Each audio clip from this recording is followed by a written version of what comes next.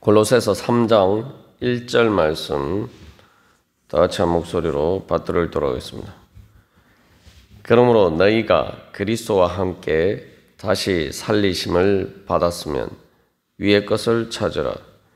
거기는 그리스도께서 하나님 우편에 앉아 계시느니라. 아멘. 이 골로새서 3장에서는 이제 예수 그리스도를 믿는 새 사람으로서 어떻게 살 것인가에 대해서 이야기를 하고 있습니다. 그래서 이제 골로새서 1장에서는 예수님이 어떤 분이신가에 대해서 이제 중심으로 다루었다면은 2장에서는 예수 그리스도를 믿는 믿음의 이 교리, 다시 말하면 그 올바른 가르침이 무엇인가, 그래서 그 거짓 교사들의 또 가르침이 어떻게 잘못되었는지에 대해서 이야기를 하고, 이제 3장에서는 이제 어떻게 예수 그리스도를 믿는 믿음 가운데 살아야 될 것인가에 대해서 이제 이야기를 하고 있습니다. 그 중에서 3장 1절에서 4절까지는 바로 우리가 어떻게 살아야 되느냐라는 문제에 있어서 그 삶의 원리, 기독교인의 삶의 근본적인 기초에 대해서 이야기를 하고 있습니다. 그래서 2장 그 6절에서 15절까지 이제 세례의 의미에 대해서 이야기를 하고 있는데, 세례의 의미는 한마디로 말하면 예수 그리스도와 함께 죽어서 장사되고 예수 그리스도와 함께 일으키심을 받았다. 이제 그게 이제 세례의 의미죠.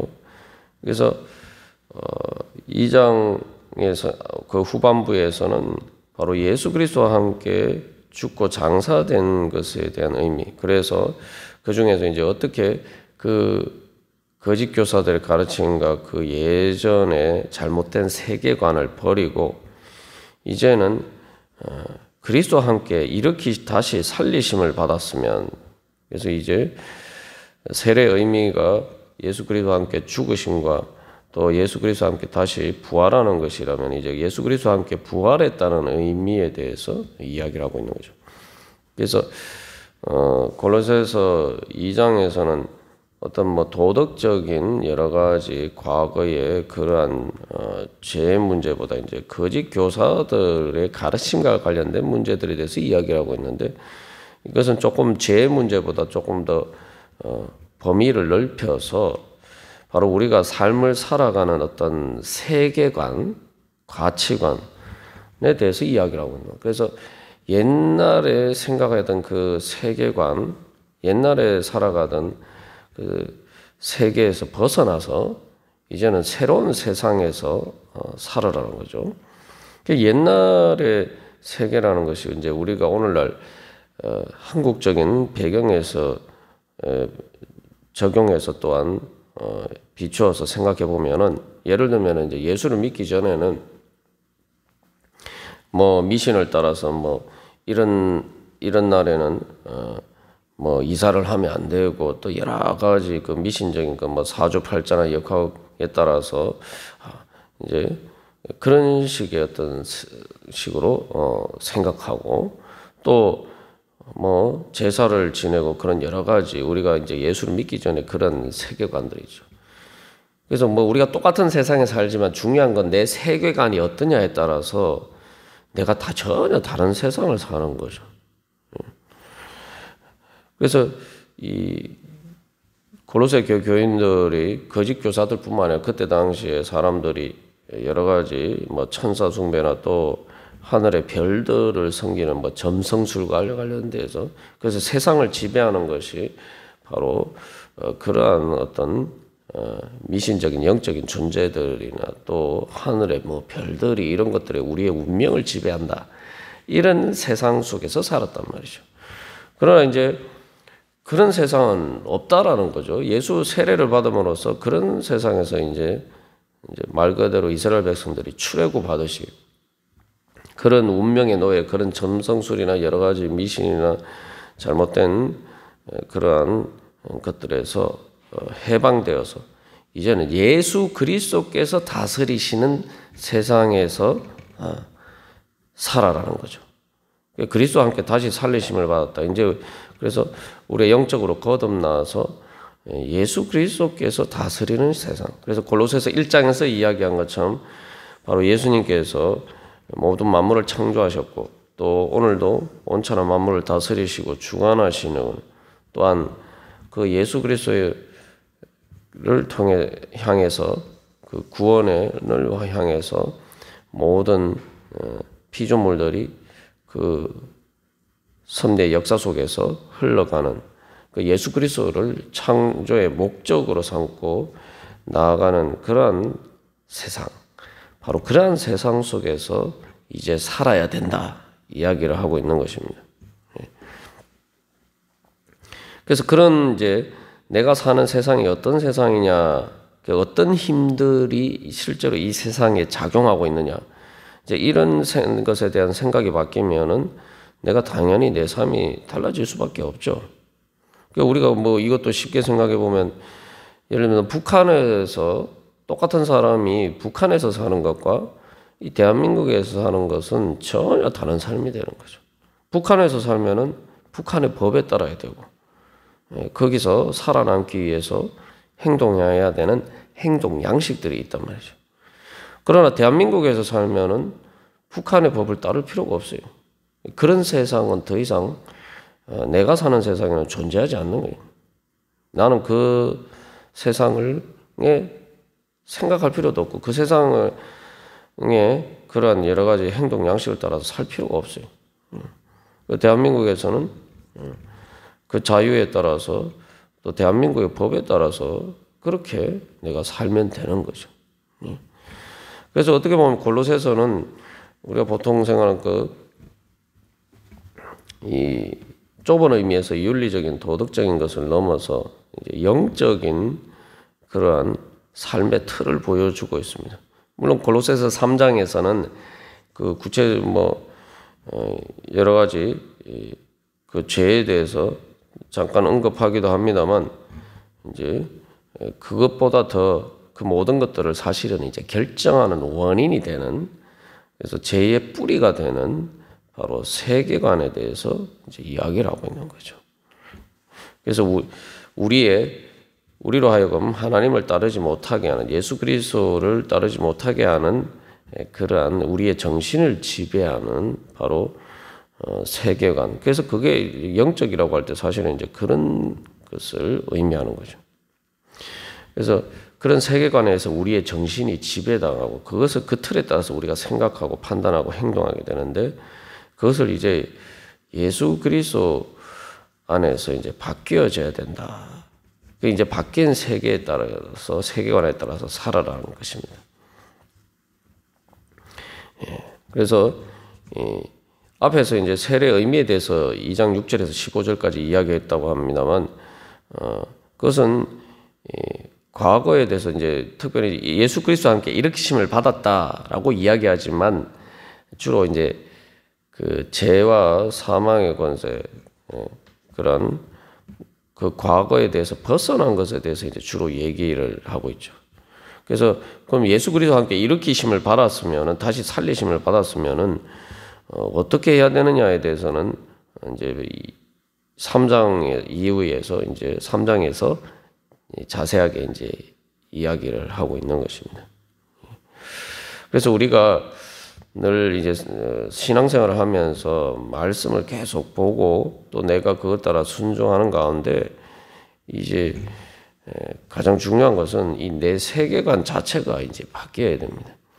그래서 우리가 신앙생활을 하는 가운데 자칫 잘못하면 우리가 계속 그 2장 특별히 2장 23절 마지막에 결론적인 말씀과 관련해서 우리가 좀 자세하게 깊이 다루었습니다만 이 세계관이 안 바뀌면은 신앙생활을 하면서도 그 신앙생활 하는 것처럼 보이고 예수 그리스도를 따라 사는 것처럼 보이는데 실질적으로는 예수 그리스도 안에 사는 것이 아니라 예수 그리스도 밖에 살 때가 많다는 거죠. 그래서 내용이 겉모양만 보면은 기독교인으로 바뀐 것처럼 보이는데 실제로 생각하고 행동하는 틀은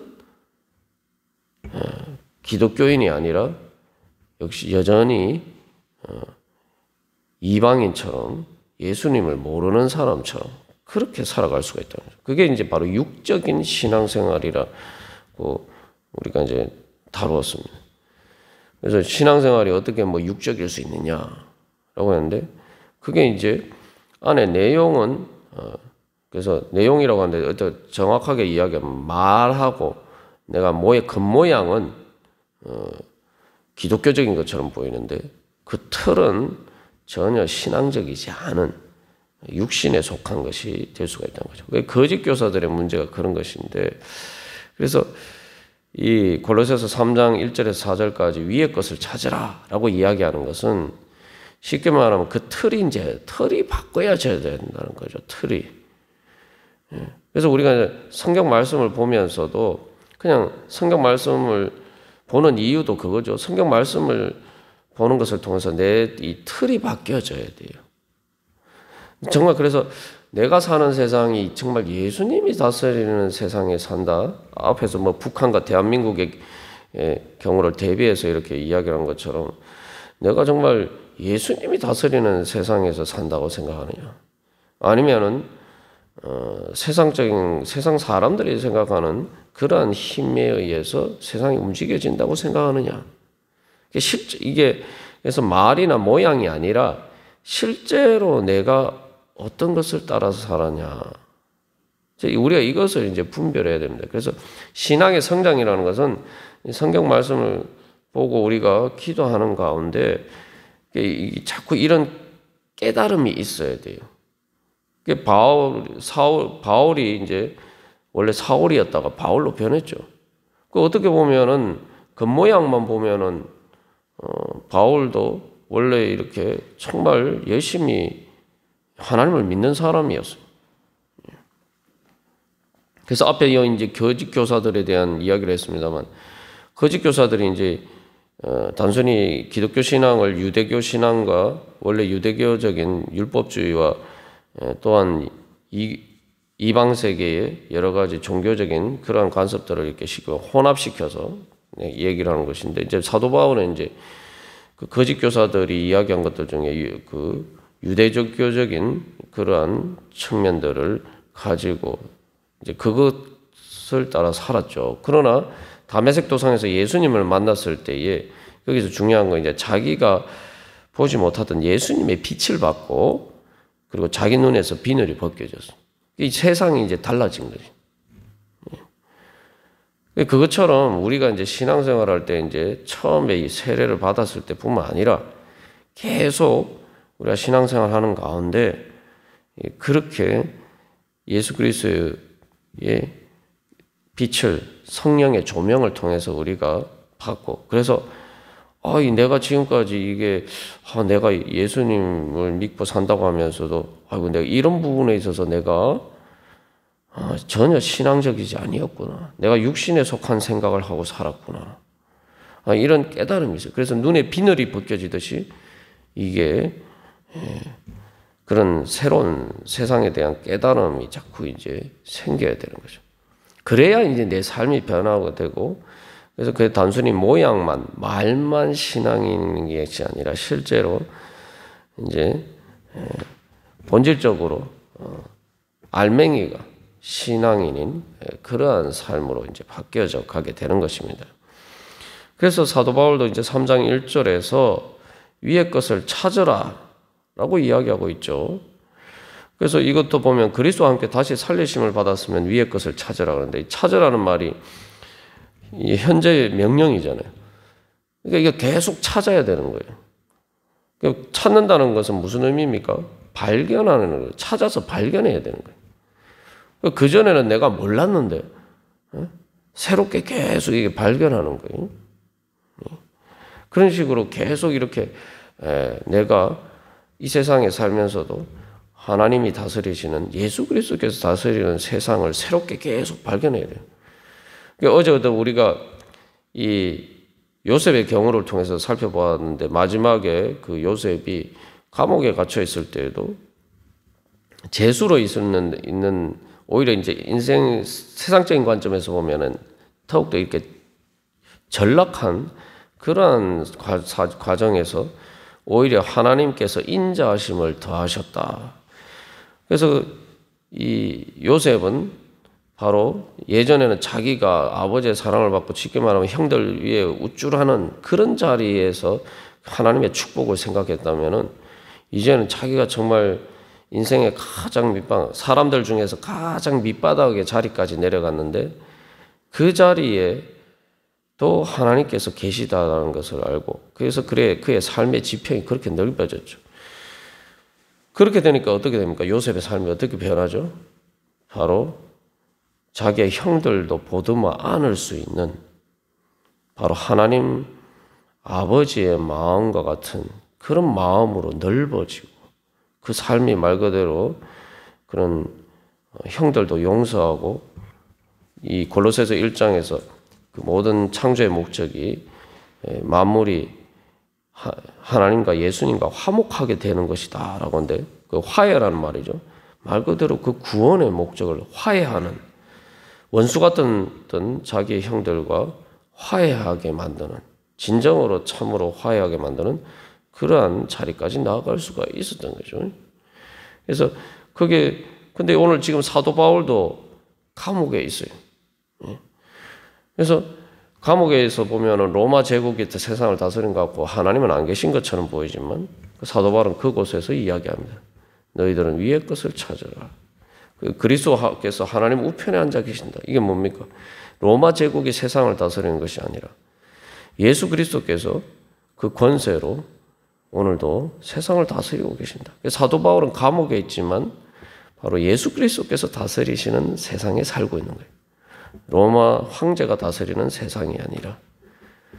그래서 그는 그곳에서도 기뻐하면서 절망하지 않고 좌절하지 않고 그곳에서도 다시 일어날 수가 있었다는 거죠. 그래서 그리스도와 함께 다시 살리심을 받았으니 위의 것을 찾으라. 그러니까 우리가 그런 삶의 관점에서 살게 되면은 내가 어떤 상황 속에서도 무덤과 같은 그런 감옥과 같은 그런 상황에서도 절망하고 좌절하지 않고 또 낙담되고 또 여러 가지 실망하는 그런 일시적으로 우리가 그럴 수 있지만 그러나 그곳에서도 예수 그리스도께서 부활하신 것처럼 다시 일어나서 죄와 사망의 권세를 이기고 승리할 수 있는 그러한 삶을 살 수가 있는 것입니다. 그래서 오늘도 바로 우리가 기도하면서 예수님을 주님이라고 부르는데 예수님을 주님이라고 부르는 것은 뭡니까? 내가 이 세상에 사는데 모든 이 세상에 내가 사는 세상의 주인이 예수님이다. 그렇기 때문에 바로 하나님 나라다. 그렇게 살면은 결국 우리가 하나님 나라를 향해서 하늘 가는 밝은 길을 갈 수가 있는 것이죠.